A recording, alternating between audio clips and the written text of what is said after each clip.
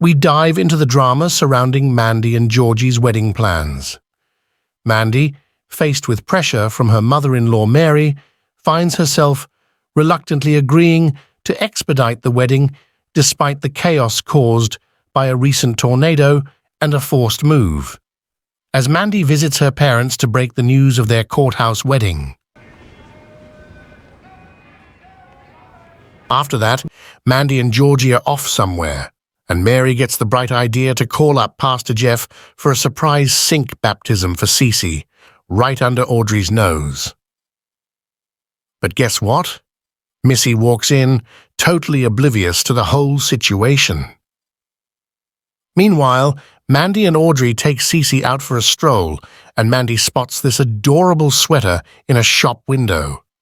Audrey, being the generous sis she is, offers to pay while taking Cece for a detour to the Catholic Church for a surprise baptism of her own. Thanks. Georgie asks Sheldon for advice, who is having similar problems with Ethan trying to overhaul his computer without consent. After trying to explain that he believes baptism is a made-up concept, Georgie comes to the conclusion. He turns up at Meemore and Dale's house, where Mandy has gone to seek advice, with a bunch of flowers, and the two make up. You didn't have to do that.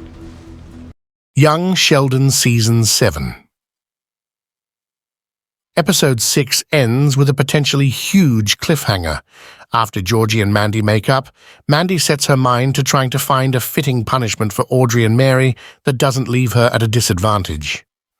Ruling out limiting access to Cece, Mandy decides she wants to proceed with a courthouse wedding as originally planned, but only invites Meemore and Dale as guests. Spite wedding. I had one of those. Shut up. Let me get my purse. What's worse is that the countdown is on, because Mandy wants the pair to get married that same day. Dale and Meemore say they wouldn't miss it, with Dale recognizing the move as a spite wedding, something he claims to have done before. The quartet set off for the courthouse, with the rest of the family blissfully unaware.